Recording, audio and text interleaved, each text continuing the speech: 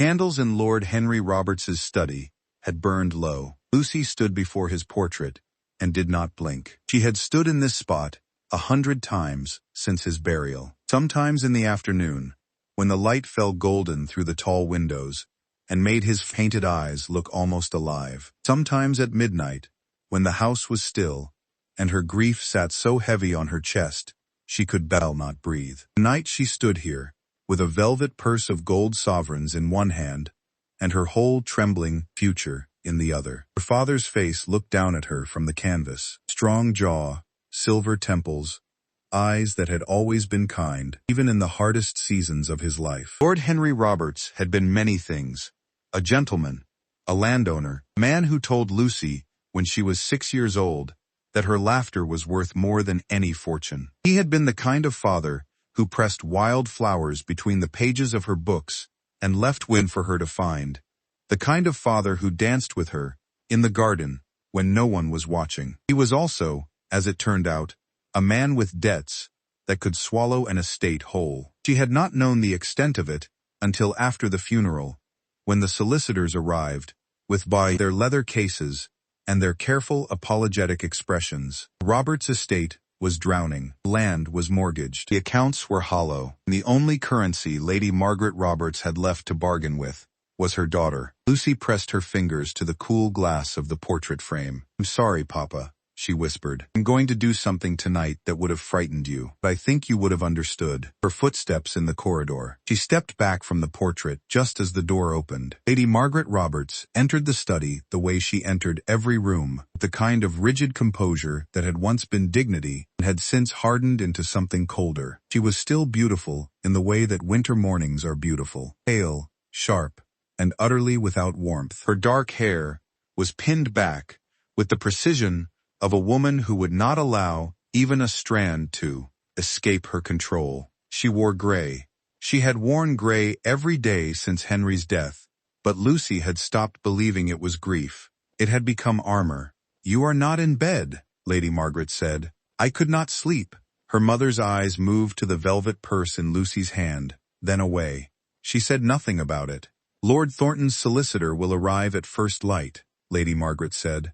She moved to the desk, straightened a stack of papers that did not need straightening. "The contract will be signed by 7 o'clock. I expect you to be dressed and presentable." Lucy felt the words drop into her chest, like stones into still water. She watched the ripples spread. "And if I am not presentable," she said quietly, "what then?" Lady Margaret turned, her eyes the color of storm water, gray, cold, unreadable. "This is not a matter of what you wish, Lucy. This is a matter of what is necessary. He is 53 years old, Mother. He is wealthy, and he is willing. Two qualities that matter considerably more than age when one is staring at ruin." Lucy thought of Lord Archibald Thornton. She had met him 3 times, and 3 times had been enough to understand everything she needed to understand about the man. He was broad-shouldered and slow-moving, with heavy-lidded eyes that moved over Lucy the way a landowner surveys a property he has already decided to purchase. He did not speak to her so much as address her, the way one might address a piece of furniture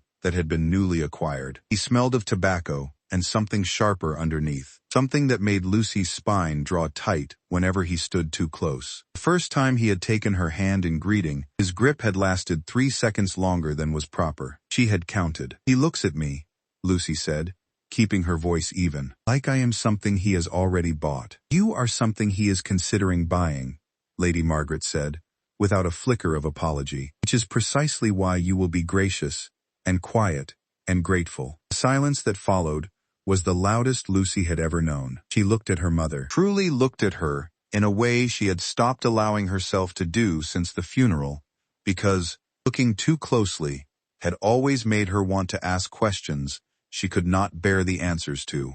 Lady Margaret was 51 years old. There had once been warmth in her face. Lucy could find traces of it sometimes, in the small portrait that hung in the east hallway, the one painted when her parents were newly married, when her mother had still looked like someone who believed in something. Whatever she had once believed in, grief and debt had long since replaced it with strategy. "I am going to bed," Lucy said. She walked past her mother without kissing her cheek. Lady Margaret did not reach for her. Lucy climbed the stairs slowly, listening to the house breathe around her. The creak of old floorboards, the hiss of gas lamps in the corridor, the distant sound of wind pressing against the leaded windows. Somewhere beyond those windows, London was alive and indifferent, full of people who did not know that a girl in a grey townhouse was counting down the hours until her life was signed away. She reached her room, she locked the door, then she pulled up the small packet of letters from beneath her mattress and spread them across part of the coverlet. Sebastian Clark wrote beautifully. She had to give him that. His letters had arrived over the course of 3 months. Slipped through the fingers of a sympathetic housemaid, folded small, and tucked into the pages of books returned from the lending library. Each one had been better than the last. Each one had been precisely what a girl who was drowning needed to hear. He had told her she was brave. He had told her she was extraordinary. He had told her that the life her mother was arranging for her was a cage, and that he intended to be the key. He was the son of a respectable merchant family, which meant Lady Margaret would never have entertained his suit. He was charming and quick-eyed, and he had a way of lowering his voice when he spoke to Lucy in public, as if everything he said to her was a secret the rest of the world didn't deserve to hear. She had believed, with the whole desperate conviction of a girl who had run out of other options, that he loved her. The last letter had arrived 4 days ago. Meet me at the Anchor Inn before dawn. Bring what you can carry. We will be far from London before your mother wakes. Lucy read it one more time, her lips pressed together. Then she folded it carefully and tucked it back beneath the mattress. She pulled out the velvet purse. She counted the sovereigns, 43, her father's emergency reserve hidden in a false bottom of his writing desk. A hiding place he had shown her once, years ago, when she was 12, with the conspiratorial seriousness of a man who believed every woman should have access to a private store of courage. She had also taken her mother's pearls from the dressing table and the small ruby brooch that had been her grandmother's, and her father's silver pocket watch. She looked at the watch now, turning it in her hands.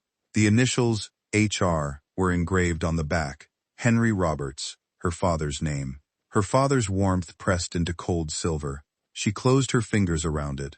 She dressed in her warmest traveling clothes, dark blue wool, practical boots, her heaviest cloak. She braided her chestnut hair back simply and pinned it under a plain bonnet. No curls, no lace, no sign of the Roberts family on her finger. Nothing that announced who she was. She picked up the velvet purse. She picked up her small traveling case. She looked around her room, one final time. The rose-sprigged wallpaper she had looked at every morning of her life. The bookshelves crammed with novels her father had given her. At the small watercolor, above fireplace, that she had painted herself at 15 of the garden at their country house in summer. She breathed in the familiar scent of it all. Then she opened the door, slipped into the dark corridor, and walked quietly toward the servants' passage at the back of the house. The kitchen was empty at this hour. The fire had died to embers. She passed through it without lighting a candle, her hand trailing the cold stone wall, and found the narrow door that opened onto the servants' yard. The bolt was stiff. She worked it free with both hands, the metal biting into her palms. Cold air hit her face like a cloth soaked in ice water. Snow had fallen while she had been upstairs, gathering her courage. It lay in smooth, unbroken sheets across the yard, pale as bone in the darkness, marked only by the faint hollows left by the kitchen cat. The sky above London was not black so much as deep, bruised purple, the kind of color the night takes on in the last hour before dawn begins to threaten it. Lucy stepped into the snow. She pulled her cloak tight around her shoulders. She walked toward the street, leaving a line of footprints behind her, small and clear and purposeful, and she did not look back. She believed at that moment, with her whole frightened and hopeful heart, that she was walking toward love. She did not know yet that she was walking toward betrayal. She did not know that she was also in the strange and ruthless mathematics of fate, walking toward something far greater than either. She simply walked into the snow, into the dark, into the story that would change everything. The anchor sat at the crooked corner of Fell Lane and Carter Street, a place that smelled of burned tallow and damp wool, where the floorboards groaned under the weight of every secret that had ever been whispered inside its walls. Gas lamps burned low along the exterior, casting yellow circles in the snow. Inside, through the thick panes of glass, Lucy could see the orange flicker of a common room fire. She stood across the street for a moment, her boots already cold and wet through, her breath coming in white clouds that vanished into the dark air. Her heart was moving too fast. The velvet purse was gripped in both hands, now the coins pressing against her palms through the fabric. Sebastian was inside. He had said he would be there waiting. Sebastian Clark had never once broken a promise he put in writing. He was careful about that. Careful about everything he committed to paper, she realized now, thinking back. Always elegant, always precise.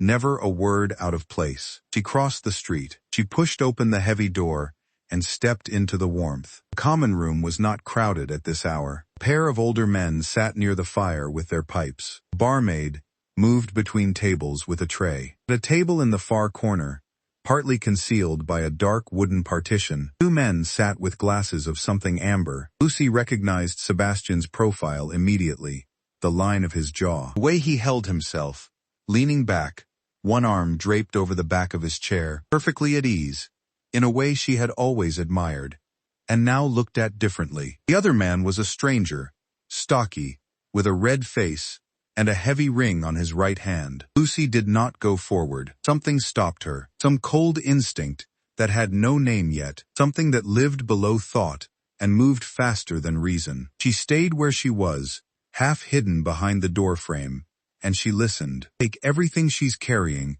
and be on the Portsmouth Road before anyone knows she's gone, Sebastian was saying. He was laughing. She realized that easy, familiar laugh she had liked so much. She'll be ruined by morning either way. Whether she's been robbed or simply run off, society will say the same thing. Foolish girl, they'll say.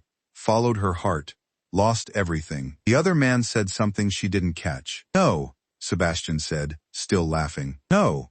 I never loved her, Lord. She's pretty enough. The Roberts family has nothing left but the name and a crumbling townhouse. What use is that to me? Jewels and the sovereigns. Now those I can use. A man can live very comfortably in France on what she's carrying. The room around Lucy did not change. The fire still burned. The barmaid still moved between tables. Two old men still smoked their pipes. Something inside her went very, very quiet. She stood completely still. She had read about heartbreak in novels.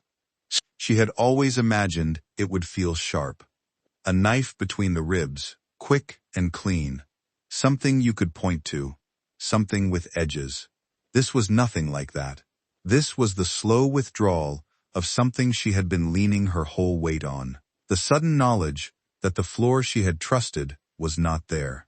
It was falling without falling.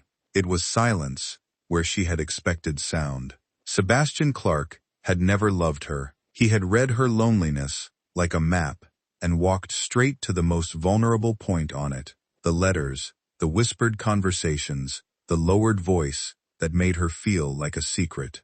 None of it had been real. All of it had been architecture, a carefully constructed passage that led directly to her father's hidden sovereigns and her mother's pearls. Lucy's fingers tightened around the velvet purse. She thought with extraordinary clarity, I will not cry in front of him. She stepped back from the door, back out into the cold, back into the snow. The night air hit her like a punishment, but she welcomed it. She walked quickly, not in any direction at first, simply away, away from the inn, away from Sebastian's voice, still ringing inside her head, away from the plan she had built around a man who had been laughing at her from the beginning. She walked until she reached the end of Carter Street and turned onto a wider road. Gas lamps flickered here, throwing circles of amber light that made the snow look almost warm. Her boots crunched. Her eyes were dry, hard, deliberately dry, because she would not allow herself the softness of tears until she had a plan. She had no plan. She had 43 sovereigns, a ruby brooch, a pearl necklace, and a silver pocket watch with another woman's husband's initials on the back. She had a velvet purse and a traveling case and a cloak that was slowly losing the battle against a cold. She had no husband. She had no rescue. She had, in approximately 3 hours, the signing of a marriage contract that would deliver her into the keeping of Lord Archibald Thornton. She kept walking. She was not looking at anything in particular when it happened. Her foot caught on an uneven stone beneath the snow. She stumbled forward into the street, and she collided with something that was warm and solid and entirely immovable. Something that closed both hands around her arms before she could fall. It steadied her with an efficiency that suggested long practice, and that did not let go until she had found her footing. She looked up, far across the city. At that same moment, in a well-appointed private room at Claridge's Hotel, a man was sealing a letter with a crest of Ravensmere. William Sterling, Duke of Ravensmere, had been in London for 36 hours and had told exactly 2 people he was here. He had not come for social purposes. He had come because the investigation he had been quietly conducting for the past 8 months had reached a point of delicate culmination, and because the subject of that investigation, one Lord Archibald Thornton, was about to make a very large legal mistake in the form of a marriage contract built on falsified debt records and forged letters of endorsement. William had been gathering evidence against Thornton for a year. He had done it quietly, with the thoroughness of a man who understood that destroying someone in the public required absolute private certainty first.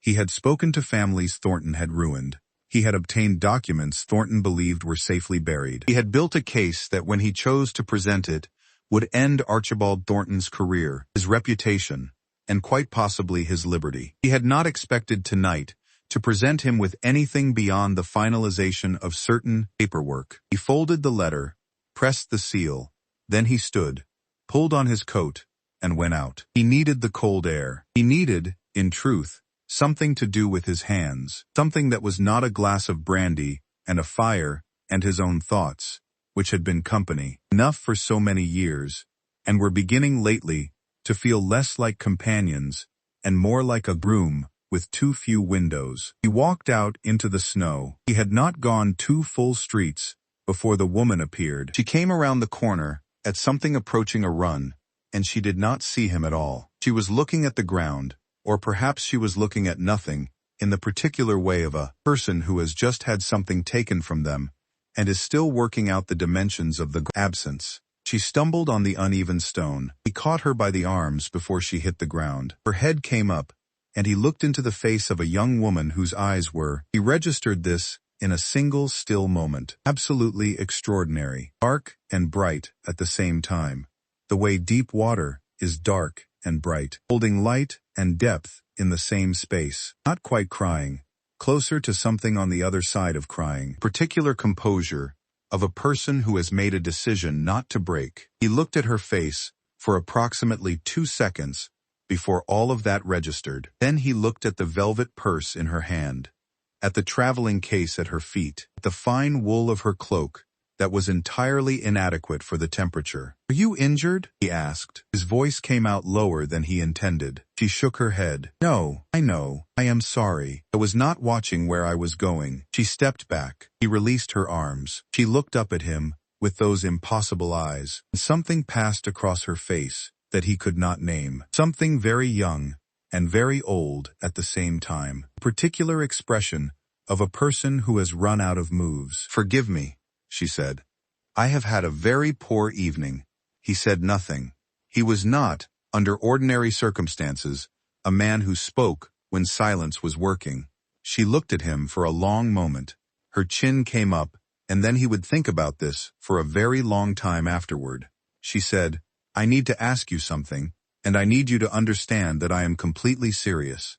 "Ask," he said. She opened the velvet purse. The gold caught the gas lamplight and burned like a small fire in the cup of her hands. Lucy had not planned this. She had not planned any part of what came after the coaching in. She had simply walked, and the cold had stripped every other option from her, one by one, until only this one remained. She looked at the stranger in front of her, tall, dark-coated, gloved hands resting at his sides, a face that was controlled in the way of a man who had practiced control until it became his natural expression. He was handsome in a way she barely registered because the urgency of her situation had narrowed the world to essentials. He had asked her to speak, so she would speak. My mother intends to sign a marriage contract on my behalf. At first light, she said. She kept her voice steady. The man I am to marry is Lord Archibald Thornton. He is not a man I am willing to marry. She did not elaborate on why. She thought the simple weight of the statement would carry it. I came tonight to meet someone who had promised to help me. That person proved to be... She paused, using the word with the precision of someone avoiding something sharper. Dishonest? She closed her fingers over the coins. Law does not give me the ability to refuse the contract my mother signs, but it does give me a right that she cannot take from me. The right to already be married. She looked at him directly. I need a husband before sunrise. If you will marry me tonight, legally, with a special license and a proper witness, everything I am carrying is yours. Gold, the jewelry, all of it. The silence between them was the most complete silence Lucy had ever been part of. He looked at her, not at the gold. She noticed that. He looked at her, at her face, at whatever was written on it, at the small, precise act of courage that had produced this extraordinarily strange sentence in the middle of a snowy London street at 4 a.m. You don't know who I am, he said. It was not a question. No, she said. I know what I need. I need a man with enough influence to obtain a special license at this hour. I can see from your coat and your bearing that you are a gentleman. That is sufficient for the law. And you are...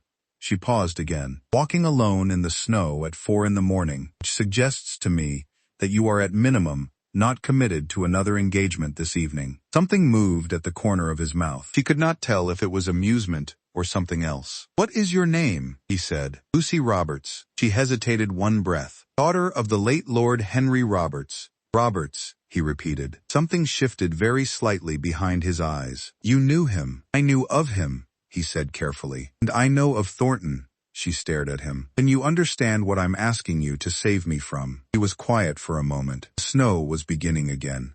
Light, silent, falling in slow spirals around the lamplight. Flakes settled on the shoulder of his dark coat and dissolved. Lucy was cold now, cold all the way to the bone, and she did not let herself shiver. She stood exactly as straight as she could and looked at this stranger, and she waited. Gold, he said at last, is not what interests me. Then what? Tell me, he said. About your father. About the debt. She blinked. Of everything she had expected him to say, that was not it. Something in her, the part that had been sitting in her father's study, staring at his portrait for months, carrying the weight of a story she had never been allowed to fully understand, answered him, before she could think about whether to. She told him about the solicitors and the leather cases. She told him about the estate accounts and the mortgaged land. She told him about Lord Archibald Thornton appearing at her mother's mines 3 weeks after the funeral, with a smile that didn't deluxe, threepage, its lies, and a promise to resolve the debts in exchange for Lucy's hand. She told him about the marriage contract, and the 7 o'clock signing, and her mother's gray dresses, and the way Lady Margaret had looked at her tonight. Not with cruelty exactly, but that, with the particular emptiness of a woman who had already made a decision and had no room left for a doubt. She did not tell him about Sebastian. That wound was too new. It was not ready for words. He listened to all of it without interrupting. He did not look impatient or skeptical. She searched for the word and found it unexpectedly. Attentive, as if what she was saying mattered to him in a way that went beyond the transaction she was proposing. When she finished, the silence returned. Then he took off his glove, his right glove, and he held out his hand. I will need to contact my solicitor, he said. There is a special license that can be arranged within the hour if one has the right connections. His eyes didn't leave hers. Give me your hand. Lucy looked at his bare hand. His fingers were long, the hand of a man who used it for something other than idleness. She thought of Lord Thornton's grip, that 3-second too-long grip, and the nausea it had produced. She thought of Sebastian's hand in hers, and how she had read trust into every detail of him that had been nothing but performance. She placed her hand in this stranger's. His fingers closed around hers, firm, deliberate, and completely different from either of the others. There was no possession in it, and no performance. It was simply the grip of a person who had made a decision and meant it. A warmth moved up through her hand that had nothing to do with temperature. "Keep the gold," he said quietly. She looked up at him. "I offered it to you. I know what you offered. Keep it." His voice was low, and something in it made her chest tighten in a way she didn't understand yet. "What I am accepting is the request, not the payment." Lucy opened her mouth and closed it again. She could not make sense of him. She had expected a desperate gentleman. She had expected a man who needed something, whose need would make the transaction clean and comprehensible. This was not that. This man did not look like he needed anything. He looked like a man who had decided to do something, and that was a very different thing entirely. "Come," he said. He did not release her hand. He guided her to the street's edge as a carriage appeared, black, well-maintained, drawn by 2 horses whose breath steamed in the cold air. A coachman jumped down. The stranger spoke to him in a low, rapid voice that Lucy caught only pieces of. "Wake Atticus, and special license, and the small chapel on Marsh Street, and one other thing," a name perhaps that she couldn't fully hear. He opened the carriage door. He helped her in. He settled onto the seat across from her, and rapped twice on the roof.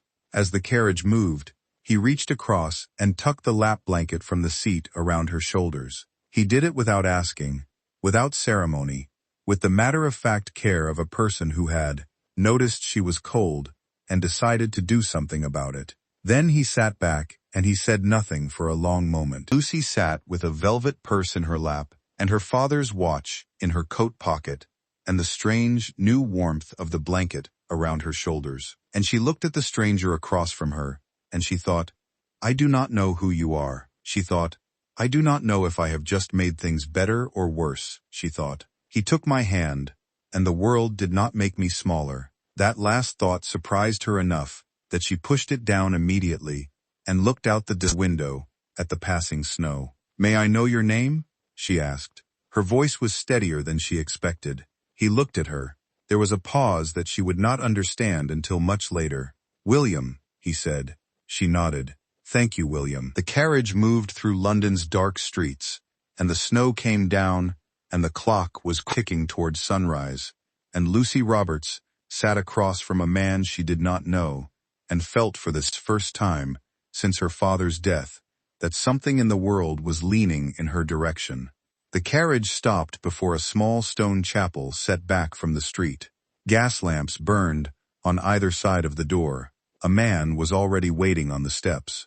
Short, bespectacled, carrying a leather case, his coat hastily buttoned over what appeared to be a nightshirt. He had the expression of a man who had been woken from sleep by a message he did not entirely understand, but had long since stopped questioning. Lucy stepped down from the carriage. She looked at the chapel. The snow was settling on the old stone roof. A single bell hung silent in the small tower above the door. William stepped down beside her. She became very briefly aware of him in a way she had not quite allowed herself to be during the carriage ride. The height of him, the particular darkness of his coat against the snow, the steadiness with which he occupied space, as if the air around him had agreed to arrange itself according to his presence. "Are you certain?" he said. His voice was quiet, not pressuring, asking, as if her answer genuinely mattered. She thought of her mother's gray face. She thought of Lord Thornton's 2-second grip. She thought of her father's pocket watch,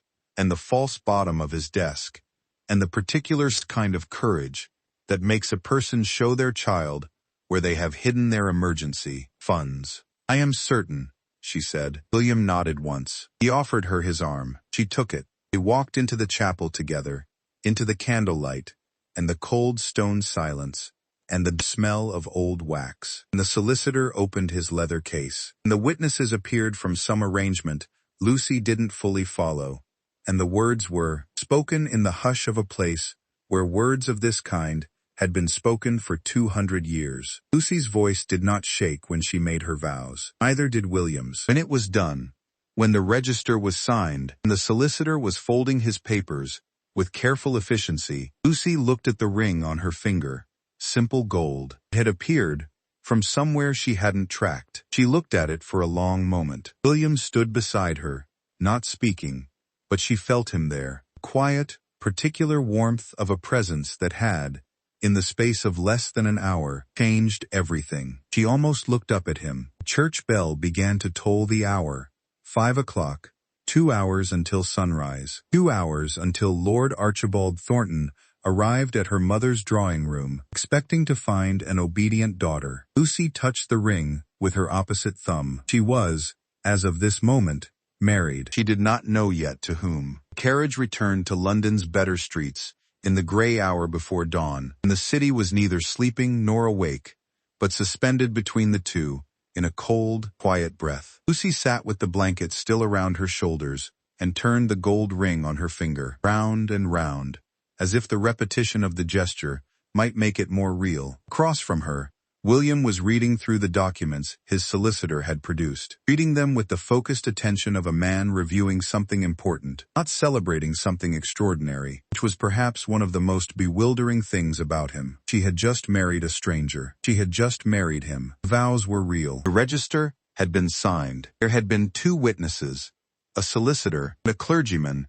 who had performed the ceremony with the mild expression of a man who had, over the course of a long ministry, witnessed enough of human extremity to find none of it particularly surprising. The whole thing had taken less than 20 minutes, and it had changed the entire architecture of her life. She should feel many things. She probably did feel many things, somewhere underneath the cold and the exhaustion and the strange, still spreading awareness that Sebastian Clarke had tried to ruin her tonight, and instead had redirected her toward this. Whatever this was, she looked at William. He had not looked at her in several minutes. He was reading. His profile was sharp against the dark interior of the carriage. Strong jaw, high cheekbone, dark lashes that were entirely wasted on a man of such evident seriousness. There was a small tension at the corner of his eye that suggested whatever he was reading required concentration. He had replaced his glove.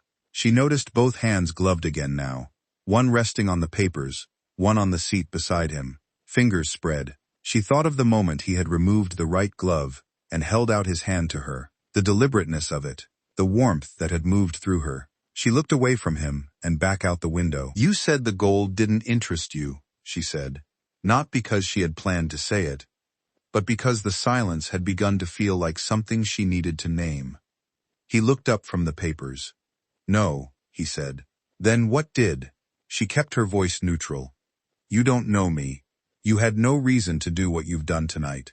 I would like to understand." He was quiet for a moment, not evasively quiet, thoughtfully quiet, the kind of silence that has something inside it. "You asked honestly," he said. "You asked for exactly what you needed, for reasons you made entirely clear, with no pretense about what the situation was. In my experience, that kind of honesty is not common." She studied him. "You are saying you married me because I was straightforward." "I am saying," he said, "that you stood in the snow and offered a stranger everything you owned in exchange for your freedom. That is not desperation. That is a pause, a particular kind of courage." Lucy looked at him for a long moment. Something moved inside her that she did not quite have language for, something that lived between gratitude and something warmer. Something that pressed against the inside of her chest and reminded her uncomfortably that she had made vows to this man. "You are a gentleman of influence," she said. "That much is clear. I should know more about the man I've married, more than your given name."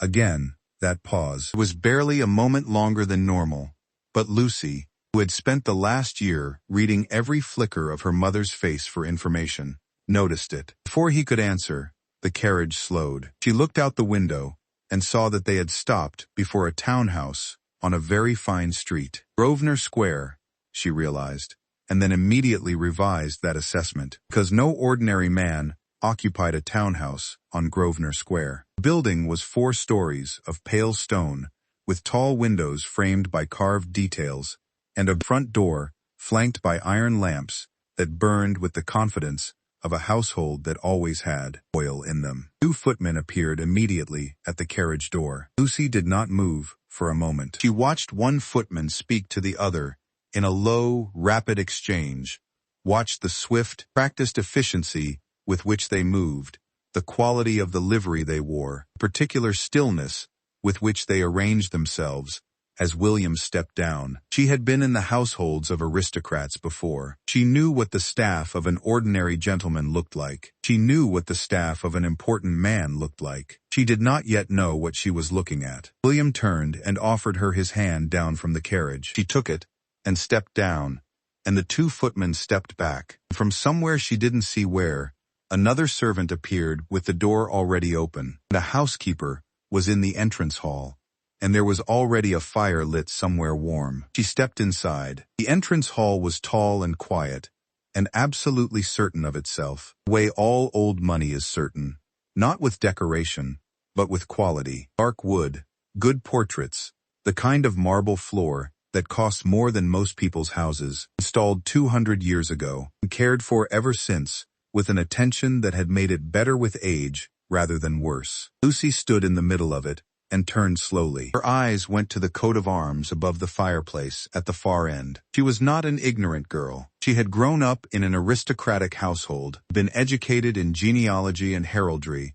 the way all daughters of the gentry were, and taught to recognize the major houses. She stared at the coat of arms for approximately 4 seconds. She looked at William. She looked back at the coat of arms. "Sterling," she said. Her voice was very quiet. He had gone to the housekeeper and was giving some instructions in a low voice. The sound of his name, not his title, just his name spoken by her in that particular tone. He turned and looked at her. His expression was entirely calm, which was, she thought, a remarkable thing for a man who had just been identified. "William Sterling," she said. The words came out very carefully. "Duke of Ravensmere."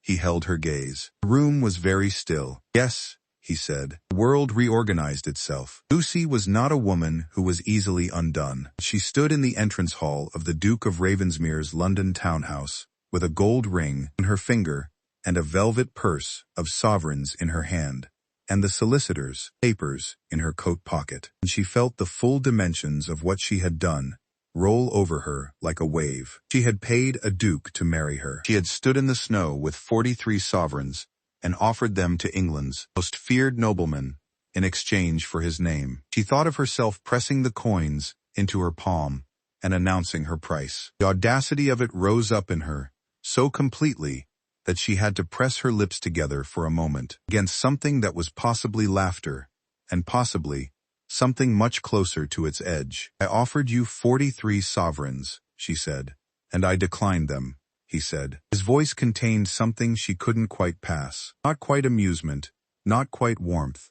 Something that was both and neither. "I didn't know. I know you didn't know." He crossed the hall toward her. He stopped at a respectful distance, not close enough to press, not far enough to dismiss. "Had you known," he said, "would you have asked differently?" She thought about it honestly. "I don't know. I might have been too frightened." "Then it is perhaps as well that you didn't know." She looked at him. "Ravensmere," she said slowly. "They say you are the most feared duke in England. They say many things. They say the Lord Chancellor himself won't take a meeting with you unless he has 3 days' notice and a favorable wind." Something definitely moved at the corner of his mouth that time. "The Lord Chancellor is cautious by nature. They say you destroyed the Whitmore family's business interests in 6 months because their eldest son insulted a woman at a dinner party." "The eldest son did considerably more than insult her," he said. His voice was still even, but she heard the edge beneath it, clean and cold and entirely unsentimental. "It took 4 months.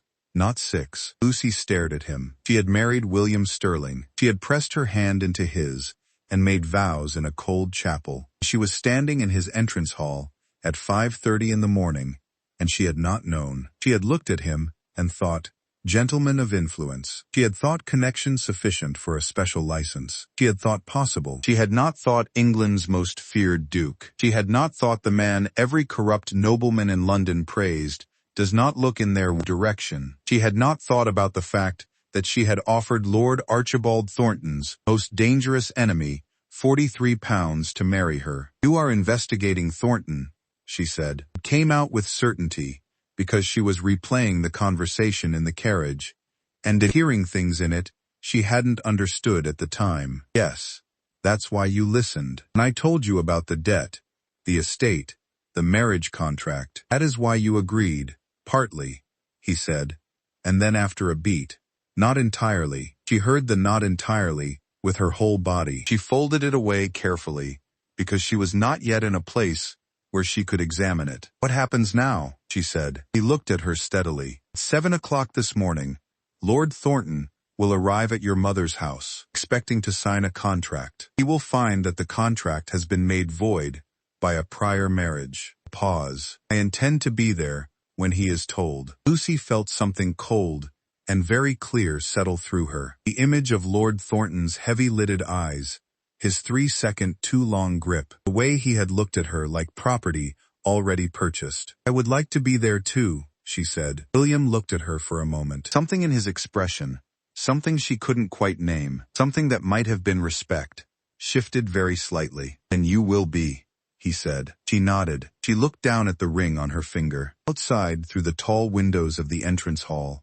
the sky was beginning, very faintly, to lighten at its edges. Sunrise was coming, and the morning was going to be extraordinarily different from what anyone had planned. The house on Wyndham Street looked exactly as it always did, at 6:50 in the morning. The iron gate, the gray stone steps, the heavy brass knocker, shaped like a lion's head, that Lucy had touched every day of her life, without ever considering what it might mean to approach it from the outside as a stranger would, and lift it. She did not lift it. She stood beside William on the pavement below, and she watched the door from this different angle, and she thought about all the years she had lived inside those walls, and never quite understood that walls could hold a person just as securely as any lock. William's solicitor, Atticus Pembroke, sharp-eyed and precise, who had produced the special license at 4 in the morning, without any visible complaint, stood to William's left, with his leather case open. Behind them, William's carriage waited, and on the door panel, the Ravensmere crest was perfectly, unmistakably visible. The silver stag on black, the ducal coronet above, the motto in Latin beneath, Fortis et Fidelis, strong and faithful. 2 of William's footmen stood at the foot of the steps. Lucy had changed in the room the Ravensmere housekeeper had quietly prepared for her. A simple change into clothes that had been retrieved from her traveling case, dark green wool, her hair repinned with care. She looked, she hoped, like a woman who had made a deliberate choice, not a girl who had fled in the night, not a runaway, a wife. The door opened at 7:05. Robert's butler, old Henderson, who had been with the family for 20 years, and whose expression could communicate volumes without a flicker of movement, appeared on the step. He looked at Lucy. He looked at William. He looked at the carriage with the crest on the door. Something happened in his face that was very small and very significant. Miss Roberts, he began. Mrs. Sterling, William said, not loudly, not harshly, simply with the flat certainty of a man correcting a fact. Henderson paused. Your pardon, sir. Your Grace. He had recognized the crest, or the man, or both. He stepped back immediately. Please, come in. They were shown into the morning room. Lady Margaret was already there. She wore gray, as always. She sat at the small writing desk by the window, with papers spread before her, her back straight, her expression, that of a woman who had not slept and was not admitting it. Lord Archibald Thornton sat in the wing-backed chair by the fire, with a glass of something, brandy, at 7 in the morning, which told Lucy everything about the kind of man he was, at his private ease. His solicitor, a thin man, with an unfortunate mouth, stood near the window, with his own case.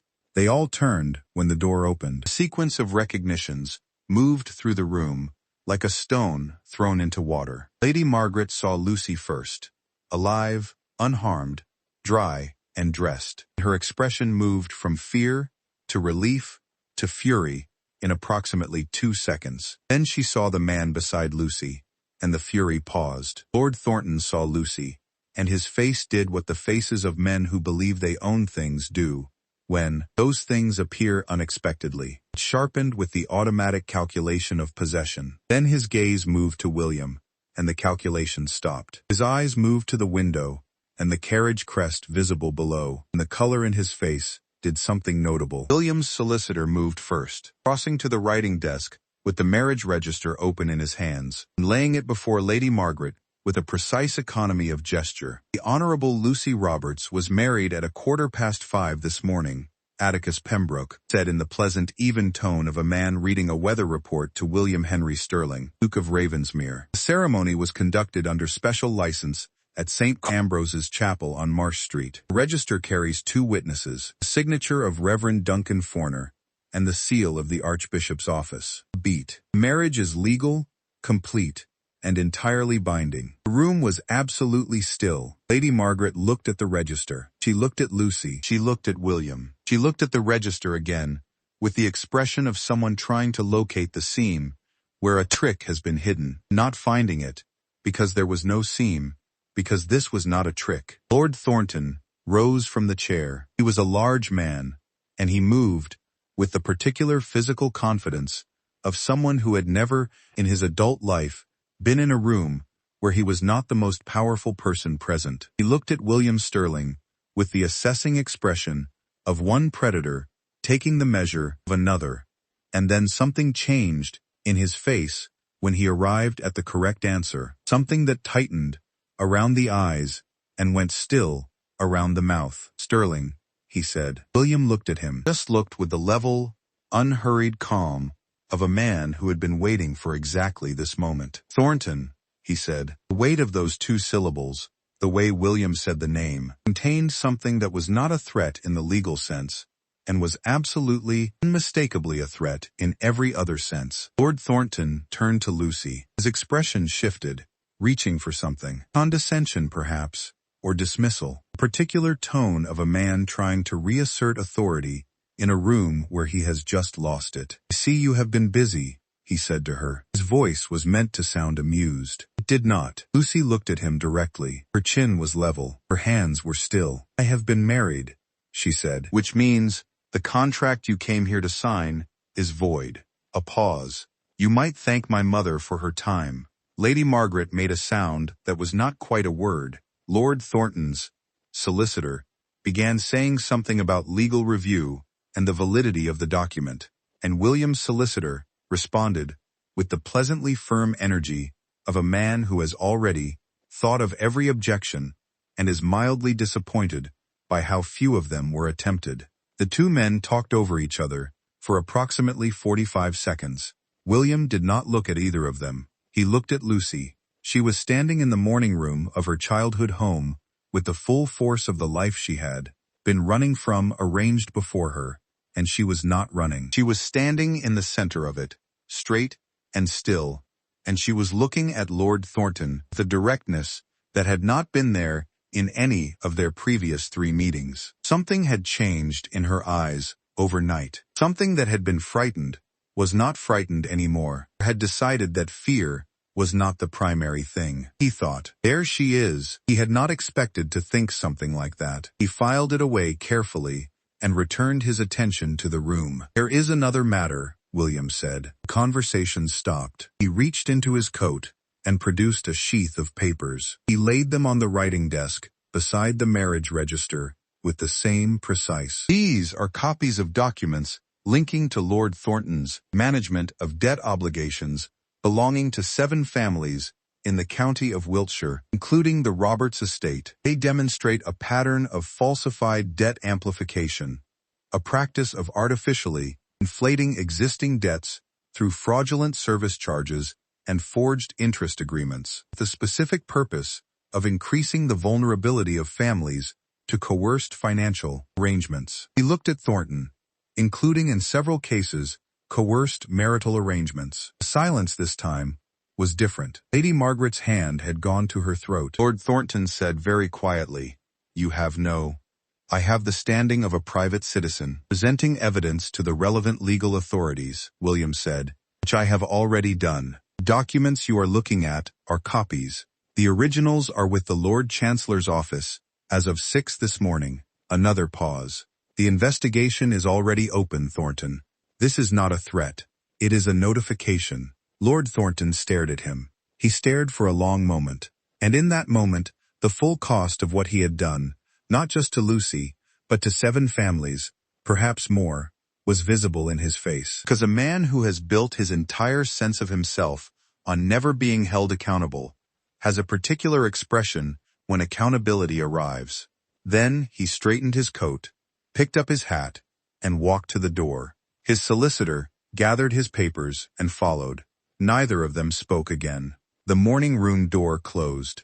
Lady Margaret was still sitting at the writing desk, with the marriage register open in front of her. She was looking at it with an expression that had moved past fury into something more complicated, something that had grief in it, and shock, and the particular look of a woman who has been moving very fast in a very determined direction and has just walked into a wall. She looked at Lucy. Lucy looked back at her. William said quietly, "I will leave you to speak privately." He looked at Lucy, a single steady look that said, "I am here when you are finished."